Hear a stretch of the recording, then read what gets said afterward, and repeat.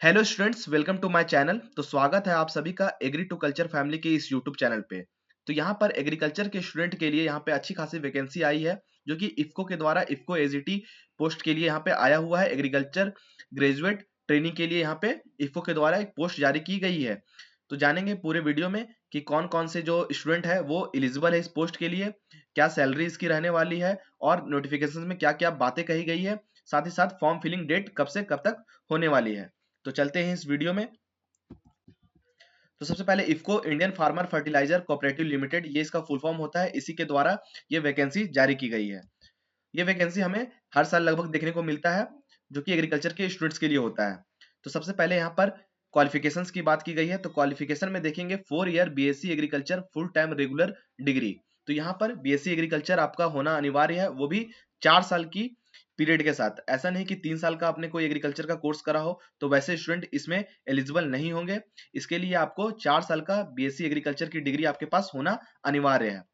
साथ ही साथ जो जनरल और ओबीसी के कैंडिडेट है, इनके पास कम से कम मिनिमम जो परसेंटेज है वो 60% होना चाहिए ग्रेजुएशन में। और साथ ही साथ जो एससी और एसटी कैटेगरी के अंतर्गत आते हैं, उनका ग्रेजुएशन में 55% मार्क होना अनिवार्य है। तो ये इसका क्वालिफिकेशंस है। और जिस इंस्टीट्यूट या यूनिवर्सिटी में आपने पढ़ाई की है वो यूजीसी रिकॉग्नाइज होनी चाहिए। तो ये भी अनिवार्य है। और यहाँ पर एज लिमिट का भी दिया हुआ है। एज लिमिट को भी जानेंगे कि जो मैक्सिमम है वो 30 ईयर्स से कम के स्टूडेंट्स होने चाहिए। और उसके साथ ही साथ जो एस टी एस सी और ओबीसी है उनमें 5 साल और 3 साल का इसमें रिलैक्सेशन आपको दिया जाएगा।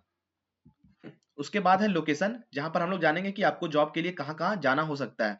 तो ये आपको ऑल ओवर इंडिया में कहीं भी आपकी पोस्टिंग हो सकती है, लेकिन आपका मैक्सिमम चांसेस वहां पे है जहां पे आपको वहां की एक जो रीजनल लैंग्वेज है वो आपकी आती हो, उसी जगह पे आपकी पोस्टिंग देखने को मिल सकती है। उसके बाद है नॉलेज ऑफ लैंग्वेज। तो जैसा कि मैंने बताया कि आपको रीजनल लैंग्वेज की भी जानकारी होनी चाहिए। जहां पर आपकी पोस्टिंग हो वहां पे वहां की जो लैंग्वेज हो वो आपको कम से कम बोलना, लिखना और पढ़ना ये चीजें आनी चाहिए। उसके बाद है ट्रेनिंग पीरियड। तो इस पोस्ट में आपको 1 साल की ट्रेनिंग पीरियड भी देखने को मिलेगा। 1 साल तक आपको ट्रेनिंग दिया जाएगा। और वहां पे आपको जो सैलरी है ट्रेनिंग पीरियड में आपको 33,300 पर मंथ यहाँ पे देखने को मिलेगा। ये जो है सैलरी 33,300, ये आपको ट्रेनिंग पीरियड में देखने को मिलेगा। और जैसे ही आपकी ट्रेनिंग खत्म हो जाती है, 1 साल पूरा हो जाता है, उसके बाद आपकी सैलरी यहाँ से बढ़ के 37,000 से 70,000 के बीच आपको देखने को मिलेगा।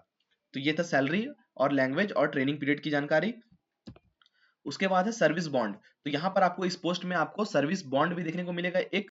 तो इस बॉन्ड में कम से कम 3 साल जो है आपको काम करना पड़ेगा। अगर आप 3 साल से पहले अगर इस काम को छोड़ते हैं, इस पोस्ट के लिए आप अगर रिजाइन देते हैं, तो जो जनरल और ओबीसी के कैंडिडेट है उनको 80,000 रुपए वहां पे बॉन्ड के तौर पे देना पड़ेगा। और जो एससी और एसटी कैटेगरी के हैं उनको 20,000 रुपए पे करना पड़ेगा।